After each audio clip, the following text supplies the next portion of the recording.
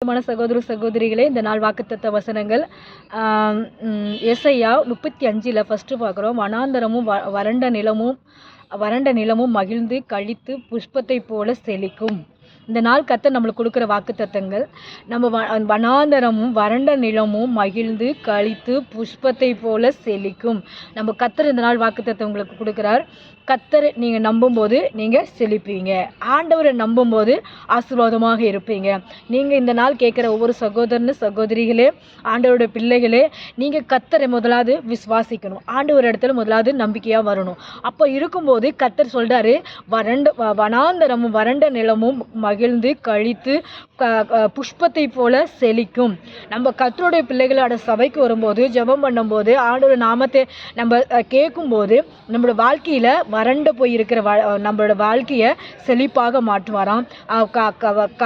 கடும் வெயில் புஷ்பத்தை போல நம்ம என்ன பண்ணுவாங்களாம், செழிக்க பண்ணுவாராம். இந்த செழிப்பெல்லாம் நம்மளுக்கு வேணும்னா ஆண்டவர் இடத்துல நம்ம வரணும். ஆண்டவர் இடத்துல நம்ம நம்பணும். ஆண்டவர் இடத்துல நம்ம விசுவாசமாக நம்ம அவர் இடத்துல நம்ம இருக்கணும். அப்போ நம்ம இருக்கும்போது கர்த்தர் என்ன பண்ணுவாராம், செழிப்பை தருவார். அந்த செழிப்பு எங்கேருந்து வரும்?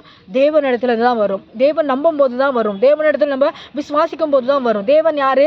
எஸ் கிறிஸ்து ஆனவர். ஒரே பேரான குமாரனே உலகத்தில் நம்ம இவ்வளவாக அன்பு கூர்ந்து நம்மளுக்காக அவர் வந்திருக்கார். எப்படின்னா, ஒரே பேரான குமாரனே உலகத்தில் நம்மளுக்காக உலகத்துக்கு அன்பு கூற வந்திருக்கிறார். அந்த அன்பான தேவனை நம்ம விசுவாசிக்கும் போது நம்மளோட வறண்டு போன வாழ்க்கையை செழிப்பாக மாற்றுவார், களிப்பாக மாற்றுவார், ஒரு புஷ்பத்தை போல மாற்றுவார். அந்த புஷ்பங்கள் எல்லாம் வேணும்னா தேவனை விசுவாசிக்கணும், கர்த்தரை நம்ம விசுவாசிக்கணும். அப்படி விசுவாசிக்கிற ஒரு சகோதரர்களும் யாருன்னு சொல்லி பார்த்தா, ஆண்டவருடைய பிள்ளைகள்லாம் ரொம்ப பேர் கர்த்தருடைய பிள்ளைகள் விசுவாசித்தார்கள். அப்போ விசுவாசிக்கும் போது அங்கே அற்புதங்கள் நடந்தது. விசுவாசிக்கும் போது அங்கே ஆச்சரியங்கள் நடந்தது. விசுவாசிக்கும் போது கர்த்தரை செழிப்பான வாழ்க்கையில் நடத்தினார். அப்படின்னு சொல்லி பார்த்தா கர்த்தர் என்ன பண்ணுவாராம், அப்போ பேதுரு சிம்சோன்னு என்ன பண்ணுறாங்க, எல்லாரும் பேதுரு சிம்சோன் அப்படி பல 12 சீசர்களும் ஆண்டவரை கூப்பிடும் போதெல்லாம் அவங்க பொறநாடியே வந்தார்கள். ஏன்னா இப்போ பொறநாடியே வந்தார்கள். அப்போ மீன் பிடித்துக்கு ஒரு சின்ன கதை மட்டும் சொல்கிறேன். அங்கே நம்ம பார்க்குறோம், மீன் பிடிக்கும் போது படகுல என்ன பண்ணப்பட்டிருக்குது, பேதுரு அவர் என்ன பண்ணார், மீன் பிடித்து கொண்டு இருக்கார். பேதுரு சிம்சோன் இவங்க எல்லாரும். அப்போ இவங்க மீன் பிடிக்கும் போது ராவெல்லாம் வலை வீசுறாங்க. மீனே கிடைக்க மாட்டேன்ருச்சு. ஏசு கிறிஸ்து சொன்ன உடனே இந்த பக்கம் வலை வீசுன்னு சொன்ன உடனே அந்த பக்கம் வலை வீசின உடனே மீன் நிறையா வந்தது. ஏசப்பா இடத்துல உடனே என்ன பண்ணாரு, என்ன பின்னாடி நீ வா அப்படின்னாரு. உடனே அவர் பின்னாடி போயிட்டாங்க. அந்த வலைய மீனெல்லாம் அப்படியே விட்டுட்டு, அது இருக்கிறவங்க பாதுகாத்துக்கோங்க, நீ பின்னாடி வான்னு சொன்னார். உடனே பின்னாடி போயிட்டாரு. அதான் இங்கே சொல்லப்படுறது வனாந்தரம் அப்படின்னு சொல்லி பார்த்தா, அவங்களோட வாழ்க்கை நைட்டெல்லாம் போய் அவங்க பிரயாசம் பண்ணுறாங்க மீன் பிடிக்க. கடலில் போய் மீன் பிடிக்கணும்னா நைட்டில் தான் போவாங்க. நைட்டெல்லாம் போயிட்டு வந்துட்டாங்க. விடிஞ்சிருச்சு, காலையில் ஆயிடுச்சு. அப்போ என்ன பண்ணுறாங்க, அவங்க நின்றுக்கிட்டு அதெல்லாம் அலசிட்டு இருக்காங்க. அந்த மீன் திருப்பி அந்த சன்னியெல்லாம் அலசிட்டு கொண்டு வந்து மேலே கரையில் சேர்க்கலான்னு நின்றுட்டு இருக்காங்க.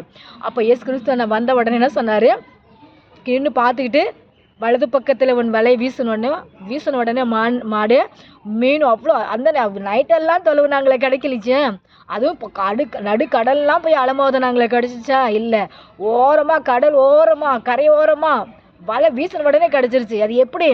ஆண்டோட வல்லமை. அதுதான் இங்கே சொல்லப்படும். வனாந்தரம் வறண்ட நிலமும் அங்கே மகிழ்ந்து கழித்து புஷ்பத்தை போல செழிக்க பண்ணுவாராம்.